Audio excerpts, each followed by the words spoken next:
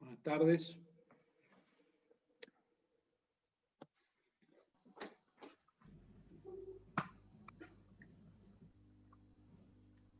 Buenas tardes. Buenas tardes, ¿cómo están? Buenas tardes. Me presento, yo soy el doctor Páez, el moderador de esta charla, que va a ser cáncer de vesícula biliar. No sé en qué momento podemos empezar o si ya podemos empezar. Hola, buenas tardes a todos. Sí, ya podemos empezar. Estamos en horario. Bueno, vamos a empezar la charla. Quisiera presentar al disertante, el doctor Carlos Valenzuela, médico cirujano egresado de la Facultad de Ciencias Médicas de la Universidad Nacional de Córdoba, especialista en cirugía general, título otorgado por el Consejo de Médicos de la provincia de Córdoba, doctor en medicina y profesor titular de cirugía 2 de la Facultad de Medicina de la UNLAR de La Rioja. Hoy también nos va a acompañar como moderador de esta charla el doctor Jarufe Nicolás. Él es médico de la Universidad de Chile, que realizó su especialidad en cirugía general y posteriormente realizó la especialidad derivada en cirugía digestiva en la Pontificia Universidad Católica de Chile. Además se especializó en cirugía hepatobiliar y trasplante hepático en el Hospital de Queen Elizabeth, Universidad de Birmingham, Inglaterra, y fue presidente de la Sociedad de Cirujanos de Chile entre el año 2016 y 2018. Un gran placer recibir a estos dos exponentes de la cirugía. Cuando quiera, el doctor Valenzuela Carlos puede comenzar con su disertación. Bueno. Un gusto y bienvenidos. Muchas gracias.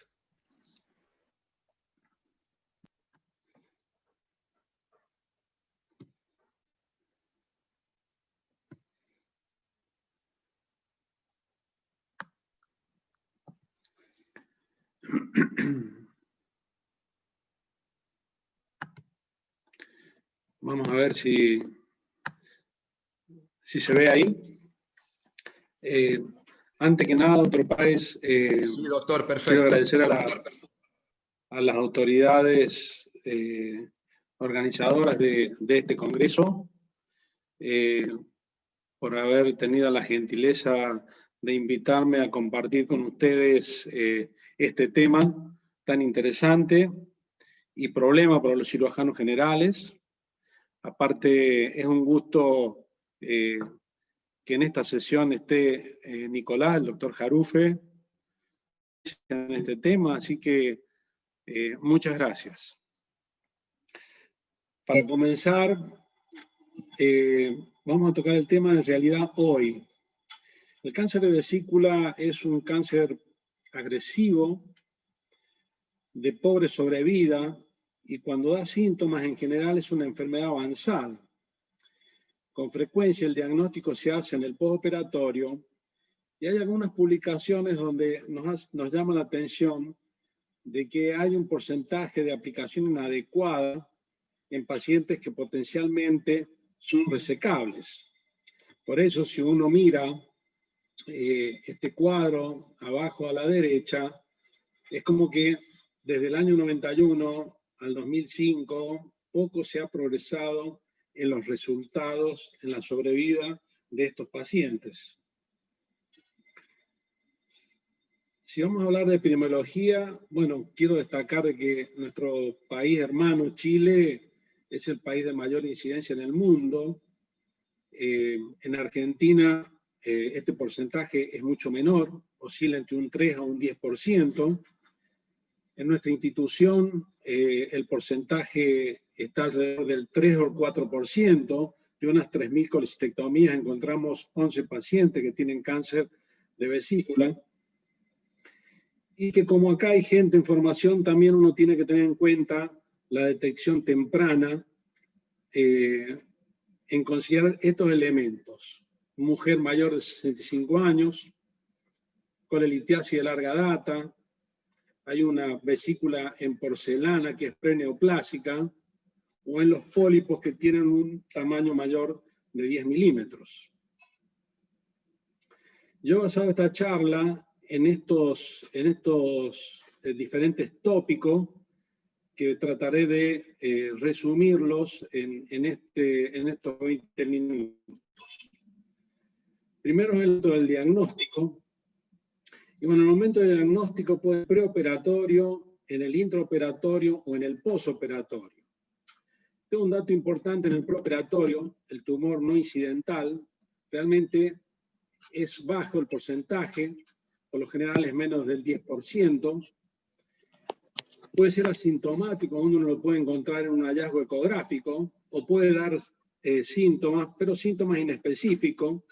Yo he destacado acá que hay que tener cuidado en personas de mayores que tengan un leve dolor en el hipocondrio derecho, continuo, que se asocia a algún signo de impregnación neoplásica o anemia.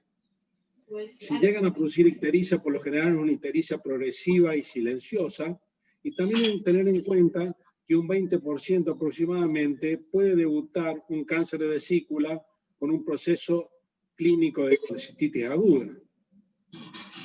Esto, para tener en cuenta más los factores de riesgo, estos enfermos habría que solicitar un estudio por imágenes un poco más preciso, como es la tomografía trifásica multicorte. Algunas reseñas sobre la evaluación sistémica de estos pacientes cuando uno tenemos la posibilidad de haber encontrado en el preoperatorio la posibilidad de un cáncer de vesícula. Bueno, debemos estratificarlo con una tomografía de tórax, la tomografía de abdomen, que ya lo dije. Puede ser una resonancia magnética nuclear si tenemos compromiso de la vía biliar. Y si utilizamos el PET, que no lo utilizamos de rutina, pero tenemos que tener en cuenta que con el PET podemos detectar enfermedad metastásica no conocida, en un porcentaje no poco, detección de enfermedad locorregional, nos puede cambiar el manejo, la conducta, y también nos puede confirmar la recurrencia. Y evidentemente, el mapeo peritoneal con una laparoscopía, que es el método de estratificación peritoneal más fidedigno. Como en este caso, en estos momentos tengo este paciente que tiene 50 años de edad y consulta por esta masa.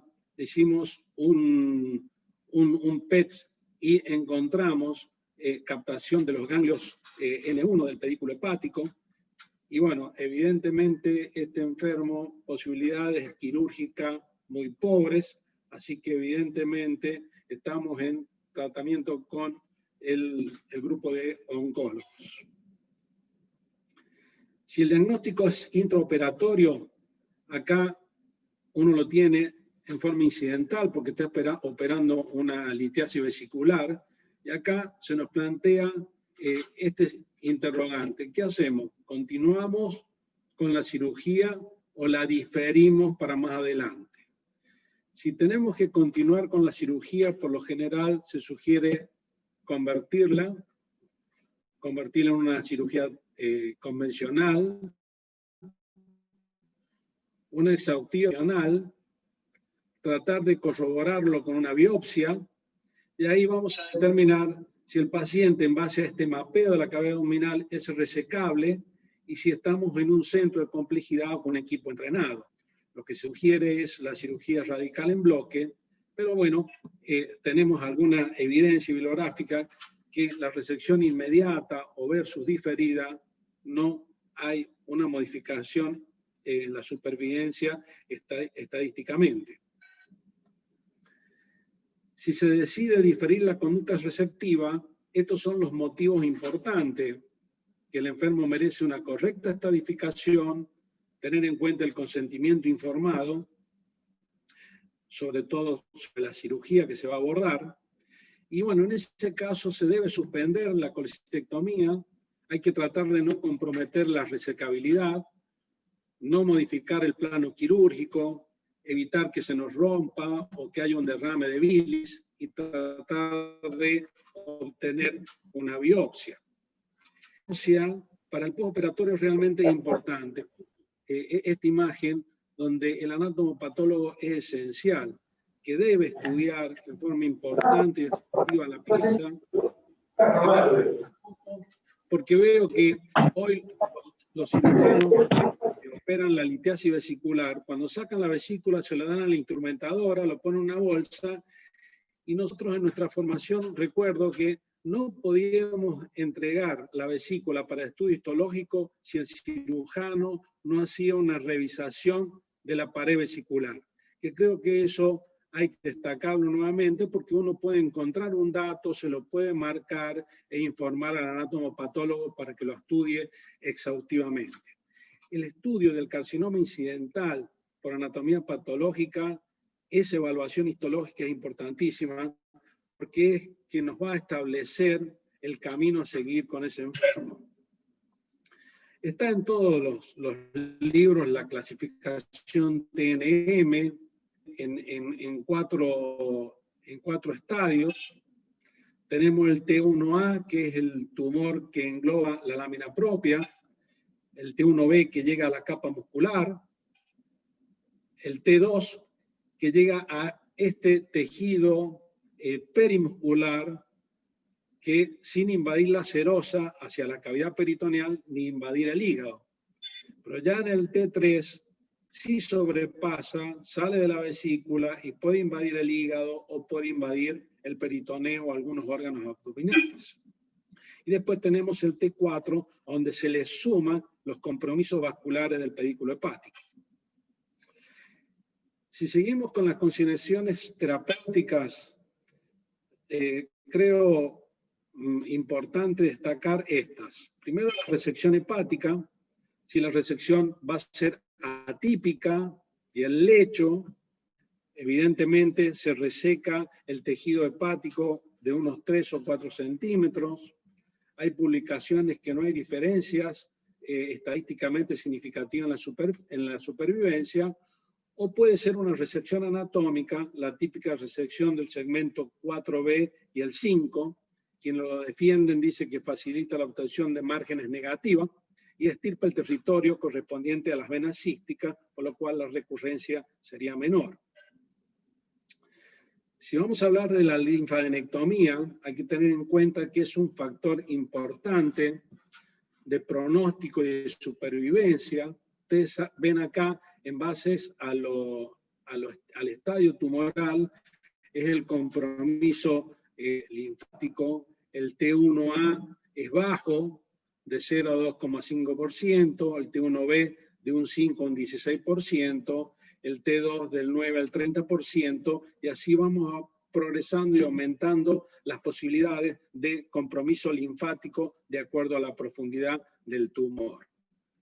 Si vamos a ver las regiones de los ganglios, la región N1, que es la región del pedículo hepático, donde comprende todos estos ganglios, donde evidentemente es lo que hay que resecar en la cirugía radical o en la colecistectomía extendida.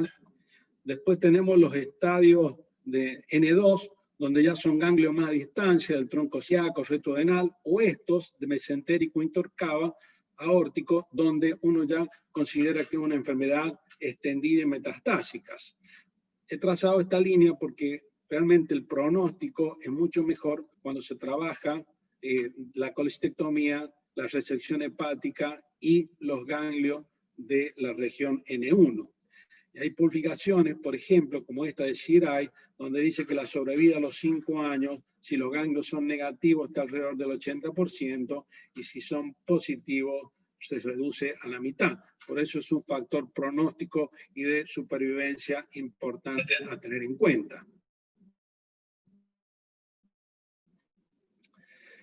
Si hablamos de la resección de la vía biliar, hay programas que lo hacen de rutina y otros selectiva. Acá tenemos algunas estadísticas. Por lo general, nosotros nos sumamos a que debemos trabajar sobre la vía biliar y su resección en forma selectiva, como hace la mayoría de los programas en Estados Unidos, en Chile, lo cual ya el doctor Jarufe a lo mejor nos puede agregar algo.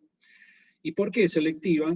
Y cuando la invasión tumoral macroscópica de la vía biliar principal, cuando hay metástasis ganglionares del pedículo con invasión de la vía biliar, o invasión tumoral del conducto cístico remanente. La supervivencia comparable entre la resección de la vía biliar selectiva y rutinaria, aunque tiene mayor comorbilidades si uno tiene que resecar la vía biliar.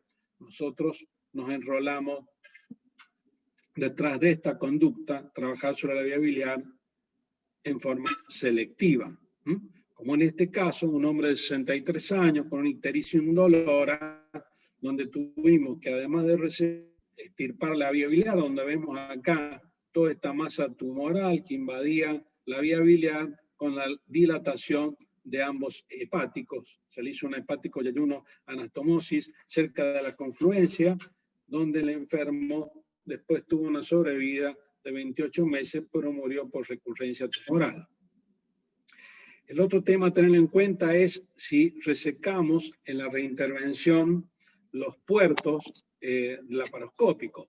Bueno, hay evidencia actualmente de que no se hace de rutina, sino se lo hace cuando hay algunos factores importantes, como son algunos factores de riesgo, si se rompió la vesícula, cuando se extrajo la pieza quirúrgica, porque los autores hoy concluyen de que no se recomienda en que se realice en forma rutinaria, ya que no tiene resultados oncológicos positivos y sí tiene una incidencia mayor de eventración de esos puertos. De acuerdo a la ubicación del tumor. Fíjense ustedes que la cara hepática tiene peor pronóstico. ¿Por qué? Porque tiene mayor incidencia de compromiso vascular y neural, invasión ganglionaria y metástasis hepática y mayor recurrencia. Acá vemos este cuadro donde los resultados de la localización tumoral hacia la cara peritoneal tiene mejor resultado que la localización hacia el hígado. Después tenemos qué alternativas quirúrgicas realizar. Y bueno, está claro que se basa en el grado de extensión tumoral. Ya hay, por lo general, el compromiso del tumor de la lámina propia, que es el T1A, con la colecistectomía simple está comprobado que la sobrevida es buena. No se requiere una cirugía a donde se le sume resección hepática o linfadenectomía, o sea, la cirugía radical. Si tenemos el T1B, acá la cosa es algo controversial, que es lo que podemos después tratarlo en la mesa. Bueno, hay trabajos como este grupo de 272 pacientes en 14 instituciones, de Japón, donde también participa Chile, Estados Unidos y Corea, donde ven que la sobrevida con la colecistectomía simple es del 93%, y si lo relaciona uno con la colecistectomía extendida es del 94%. O sea que en esta experiencia no sugieren realizar en el T1B una colecistectomía extendida. Pero después hay otras publicaciones donde no consideran lo mismo. Ellos ven que la cirugía radical tiene mayor sobrevida, disminuye la recurrencia en relación a la colecistectomía simple. Tenemos unos grupos cooperativos, como este que está acá abajo, que es el NCCN, el 2009, donde recomienda la colecistectomía radical en el T1B. Este es un trabajo de Chile, del doctor Alex Zavala, donde en su estadística habla de que la sobrevida entre la colecistectomía simple y la extendida no tiene diferencia estadísticamente significativa, y él manifiesta que es difícil validar la colecistectomía extendida como método terapéutico en este particular grupo de pacientes cuando la sola colecistectomía posee sobrevidas elevadas. O sea que la revisión bibliográfica hoy también sigue siendo controversial. Yo creo que se deben considerar algunos casos en particular que nos pueden ayudar a definirlo, como es la edad, la diferenciación tumoral, el margen tumoral a nivel del cístico y la experiencia del grupo quirúrgico. Nosotros estamos un poco más enrolados en la cirugía radical antes que la colecistectomía simple en este estadio. Como en esta enferma de 55 años de edad, que 30 días antes se le había realizado una colecistectomía por una colecistitis aguda, y después el anatomopatólogo nos informó un T1B, se le hizo la cirugía radical y sobrevive, ya lleva 48 meses y está libre de enfermedad. ¿Cómo se reinterviene? Bueno, el grupo chileno está adquiriendo cada vez más experiencia. Está esta publicación bastante nueva, donde la linfadenectomía la sugieren hacer por vía laparoscópica en este tipo de cáncer, y bueno, llegan a la conclusión de que realmente con el entrenamiento el abordaje laparoscópico convencional va a tener similares resultados desde el punto de vista oncológico. La cirugía T2 y T3, bueno, ya se discute menos, ya extendida la resección con los segmentos 4 y 5, con la linfadenectomía. Hay publicaciones donde, como se muestra acá en el cuadro a la derecha, los T2 hay franca diferencia de resultado en la sobrevida entre la colecistectomía radical y la colecistectomía simple. Este otro esquema donde habla, por ejemplo, ya en el estadio 3 también se encuentra beneficio con la colecistectomía extendida, como lo podemos observar acá, y ya en el estadio 4 no, pero en el estadio 3 sí. Después tenemos esta publicación donde habla del impacto de las estrategias quirúrgicas de este grupo sobre 715 casos, donde puede mostrarse acá a la izquierda, en este cuadro, que es importantísimo el estadio de la profundidad del tumor, porque la sobrevida realmente desde el 1 a un 86% a los 5 años, en ustedes, el T4, la sobrevida es muy pobre. Y fíjense en acá, donde ven que en el T1 la sobrevida es similar en la colecistectomía simple y la resección radical. En el T2 realmente es superior la cirugía radical. Lo mismo en el T3, y ya en el T4 los resultados son pobres, le hagamos lo que le hagamos. Como en este caso, este es un enfermo de 64 años que vino con un tumor en hipocondrio derecho y tenía el antecedente de haber sido operado una colecistectomía 2 años antes, vino con una recurrencia y se tuvo que hacer este tipo de cirugía, y el enfermo más la adyuvancia vivió 18 meses. También tenemos que tener en cuenta el tratamiento paliativo, que es cuando se compromete la vía biliar. Bueno, los drenajes de la vía biliar, todos ustedes tienen SPA, se puede permeabilizar la vía biliar por vía endoscópica, y esto te permite luego realizar alguna adyuvancia en enfermos estadio 4, donde realmente no se le puede hacer muchas cosas más, aunque la sobrevida en estos pacientes es pobre y se puede llegar cerca del año si le hacemos alguna adyuvancia. Y por último, la quimioterapia, donde evidentemente este es uno de los trabajos de un grupo cooperativo que es el BILCAP, que es donde por lo general nuestro grupo de oncólogos sugiere. Consta de 44 centros de especialistas, 447 pacientes enrolados, 223 se le hacía, aparte de la resección R0 que tenían estos enfermos, capecitabine, y el otro grupo observacional, donde se ve que tiene una sobrevida a los 5 años levemente superior los que fueron tratados con capecitabine que los que no se los trató.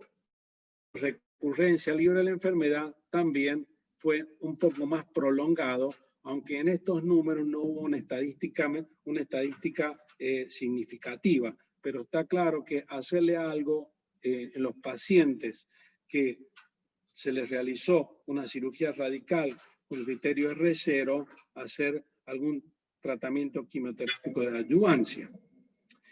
Y después tenemos la quimiorradioterapia. Nosotros no tenemos mucha experiencia con la radioterapia.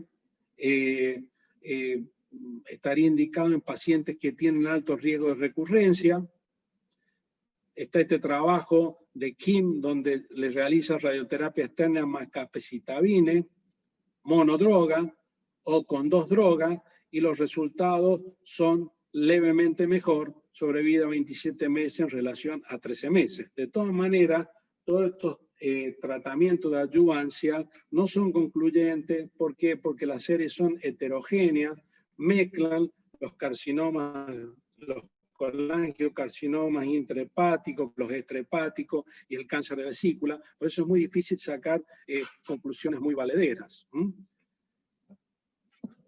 Y para terminar, podemos concluir que en la práctica las imágenes en el cáncer de vesícula no se asocia a un diagnóstico más precoz. El cáncer incidental, el T1B, T2 y T3 debe ser tratado mediante resección hepática más linfadenectomía. La extensión de la resección hepática a un motivo de debate, sugerimos la resección 4B5 en estos estadios tumorales. La linfadenectomía deberá ser rutinaria, involucrando los ganglios N1, correspondiente al vesículo hepático. La extensión tumoral y el estadio TNM son los factores pronósticos de supervivencia más relevantes. En el cáncer incidental, la resección radical convencional o laparoscópica es la única terapéutica factible de curación. En casos muy avanzados, no es posible probar estadísticamente que la cirugía radical en bloque en etapas extravesiculares sea mejor que hacer nada o que la quimioterapia con o sin radioterapia. Muchas gracias. Espero haberme ajustado un poco al tiempo que me habían dado. Muy bien, muchas gracias, doctor. La verdad que una charla simplemente excelente. Doctor Nicolás Jarufe, si quiere participar o añadir algo a esta exposición del doctor, por favor. Hola, buenas tardes a todos y muchas gracias por la invitación. Felicito a los organizadores, veo que han tenido bastante éxito, hay 150 participantes en un tema que es muy interesante y que la verdad cuesta agregar muchas cosas después de la excelente charla, una verdadera clase del doctor Valenzuela. Yo noté algunos puntos acá que me parece que son interesantes para discutir, más que agregar conocimiento. El cáncer T2, ¿cierto? Que es aquel que compromete la subserosa, y hablar de un T2A y un T2B. Ya cambió la clasificación, ya no existe el T2 puro. ¿Y por qué? Porque hay mucha diferencia entre el T2, el cáncer subseroso, que va hacia el lecho hepático versus el que va hacia la cara peritoneal. Y en eso ya hay trabajos que han demostrado que el T2 hacia el lecho hepático tiene peor pronóstico porque tiene más invasión linfovascular, linfática, y que el peritoneal. Y acá hay un punto súper interesante, porque ustedes saben que el cáncer incidental de vesícula, es decir, aquel que se diagnostica después de la colecistectomía, ¿cierto? El paciente se operó, una colecistectomía común y corriente, se fue para la casa, y a los 10, 15 días el patólogo nos dice: doctor, la paciente que operó tenía un cáncer. Es el cáncer incidental Y ese es el cáncer que tiene mejor pronóstico, ¿cierto? Porque se descubrió incidental, como su nombre se dice, no había una masa, no había invasión de nada. Sin embargo, y aquí hay que poner atención, si ese cáncer incidental resulta que era un T2B, es decir, un subseroso con compromiso hacia el lecho hepático, el haberlo descubierto en forma tardía, incidental, empeora el pronóstico, porque uno operó la vesícula, cuando operamos la vesícula nos vamos por el plano subseroso, ¿cierto?, en el lecho hepático, y en ese minuto nosotros estamos violando el tumor y probablemente diseminándolo. Entonces el cáncer, a lo que hoy es difícil, pero uno tiene que, ante cualquier sospecha preoperatoria de cáncer de vesícula, hay que tratar de agotar todas las instancias para diagnosticarlo. ¿Y cuáles son las sospechas? Engrosamientos de la pared vesicular, una vesícula en porcelana, etcétera. O sea, si hay algún linfonodo, uno tiene que agotar, porque si es un T2B hacia peritoneal o si es un T1B, un muscular, ¿cierto? Un poco da lo mismo que sea incidental, pero un T2B, el lecho hepático, ya no da lo mismo. Ese es un tema que lo podemos discutir, pero me parece interesante porque es más novedoso. El otro punto que quería poner también en discusión, porque el doctor dijo muy bien ahí de que todavía hay controversias, que si se operan o no los musculares, ¿cierto? Los T2B, hay trabajos chilenos incluso que dicen que a lo mejor no vale la pena, pero yo diría que hoy en día se hace de rutina la cirugía radical en un cáncer incidental T2B. Pero ¿dónde pueden estar las diferencias? Y a mi parecer, y creo que un poco basado en lo que hay en la literatura, puede estar en el examen histológico. Porque no tenemos que conformarnos con que el patólogo nos diga, sabe doctor, la paciente que operó tenía un cáncer de vesícula muscular, T1B. No tenemos que quedarnos ahí. Hay que preguntarle, doctor, ¿usted hizo todos los cortes? ¿Usted vio senos de Rokitansky-Achov, por ejemplo? Y ahí hay que poner mucho ojo. El seno de Rokitansky-Achov es un divertículo de la mucosa de la vesícula que penetra las capas en profundidad y puede llegar hasta la subserosa. Entonces, si es un T1B, es un muscular, pero penetró en un divertículo estos senos de Rokitansky y resulta que llegó hasta la subserosa, ya hay que tratarlo como un T2. Incluso, y acá voy a poner otra controversia que podemos discutir, si es un T1A, un mucoso, un cáncer mucoso de la vesícula incidental, muy incipiente, pero resulta que el patólogo que fue acuicioso, que hoy en día acá en los centros más grandes en Chile, a todos le pedimos que lo hagan, encontró un seno de Rokitansky con el cáncer en la mucosa, pero que penetró hasta la capa muscular.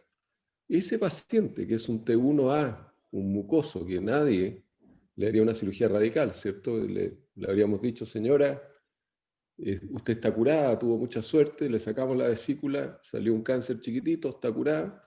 Bueno, esa paciente requiere cirugía radical. ¿Y en qué se basa esto?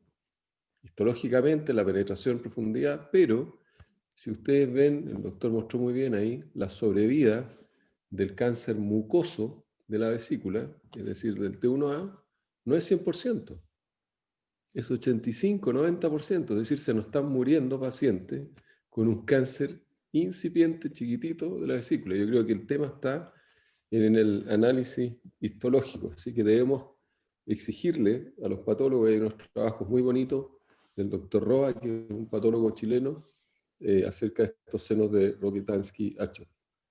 El otro punto a considerar dentro de lo que vamos a preguntarle al que operó el cáncer incidental, ¿cierto? Muchas veces, yo creo que en Argentina es igual, que la vesícula se opera en otro centro donde se hace cirugía general, aparece el cáncer y se deriva al centro más especializado. Y ahí uno tiene que preguntarle muy bien al cirujano que operó la vesícula, ¿se te rompió la vesícula en algún minuto? Porque hay trabajos que ya es categórico que si hay el spillage, la salida de bilis de la vesícula que tenía un cáncer, que nadie sabía, un cáncer incidental, ese paciente tiene peor pronóstico. Ese paciente va a tener una recurrencia peritoneal. Eso es una pregunta que debemos hacer siempre. Y la otra pregunta que siempre hay que hacerle al cirujano, ¿cómo sacó la vesícula? ¿La sacó en un guante, en una bolsa, o la sacó así nomás? Porque de eso va a depender si le vamos a resecar el puerto en el momento que hagamos la cirugía radical. Y no sé si yo quería comentarle un poco de la resección de la vía biliar, que yo creo que está claro que no se hace de rutina, solamente cuando hay margen en el cístico positivo, y menos aún, porque si el margen es positivo y en la cirugía radical yo puedo disecar el cístico. Muchas veces uno corta el cístico y lo deja largo. Nosotros mismos le enseñamos a los residentes, es mejor un cístico largo que un colédoco corto. ¿Sí? No le enseñamos a que vayan a buscar el cístico en su nacimiento, para evitar lesiones de vía biliar, por supuesto. Entonces uno, como tiene más experiencia, diseca el cístico, puede llegar hasta su origen en el colédoco, su llegada al colédoco, resecarlo y mandarlo a biopsia rápida, y si está negativo, uno puede no seguir con la vía biliar. Eso no sé si después puedo comentarles de la cirugía laparoscópica, pero creo que ya me estoy extendiendo demasiado. Muchísimas gracias, doctor Jarufe. Doctor Valenzuela, ¿algún comentario o alguien de los presentes que quiera comentar algo sobre este tema?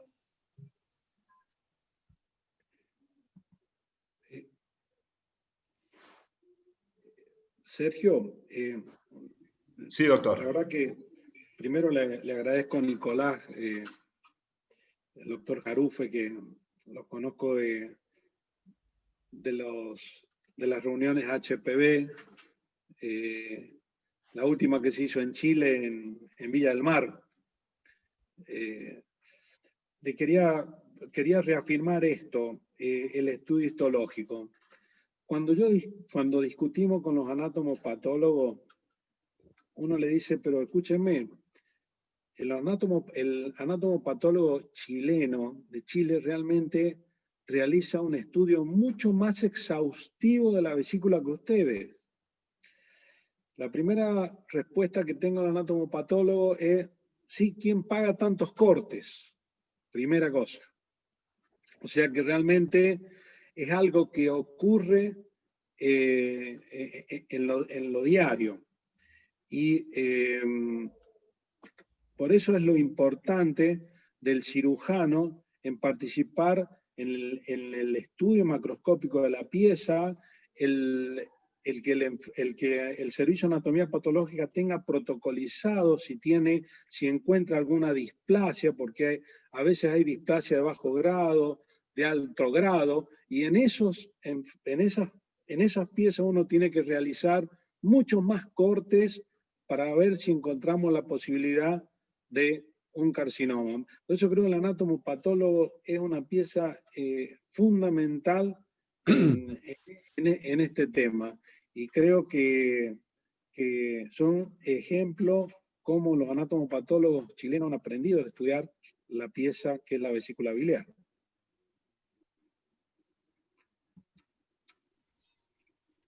Muy bien, doctor Valenzuela, muchísimas gracias. Creo que estamos ya sobre el tiempo, Marina. Sí, así es, ya estamos. La verdad que gracias, doctor Jarufe. Sí, doctor. Sí, quería preguntarle al doctor Jarufe, que ellos realmente tienen mucha experiencia, ¿qué opinión tienen de la adyuvancia en quimio y radioterapia? Sí, se está haciendo adyuvancia, sobre todo en pacientes con linfonodos positivos. Se está usando el Gemox, que es el más habitual, que es gemcitabina con cisplatino. Pero la verdad es que el cáncer de vesícula es un tumor bastante resistente a quimioterapia y los resultados no son muy favorables hasta ahora. Radioterapia no se está usando. A mí me encantaría que hubiese una neoadyuvancia en cáncer de vesícula, porque a veces vemos, como usted mostró ahí, algunos casos con masa vesicular que sabemos que la cirugía, aunque quedemos R0, el pronóstico es igual de malo. Entonces nos gustaría seleccionar esos pacientes, darle una neoadjuvancia, ver cuáles responden, aunque sea que se achique algo o que no progrese, y después hacer estas hepatectomías grandes. Hemos hecho varias hepatectomías extendidas, incluso un cáncer de vesícula con masa, y el pronóstico sigue siendo igual de malo. Así que esa es la experiencia hasta ahora bastante pobre en cáncer vesicular. Muchas gracias. Muy bien, buenas tardes a todos. Muchísimas gracias. Una charla excelente. Gracias a todos por participar. Nos estamos viendo mañana en las charlas que continúan, las últimas charlas y el último día del curso. Que tengan una linda noche. Muchísimas gracias. Muchas gracias por la invitación, doctor, y los felicito por la organización de este congreso virtual. Gracias, doctor. Hasta luego. Felicitaciones. Gracias.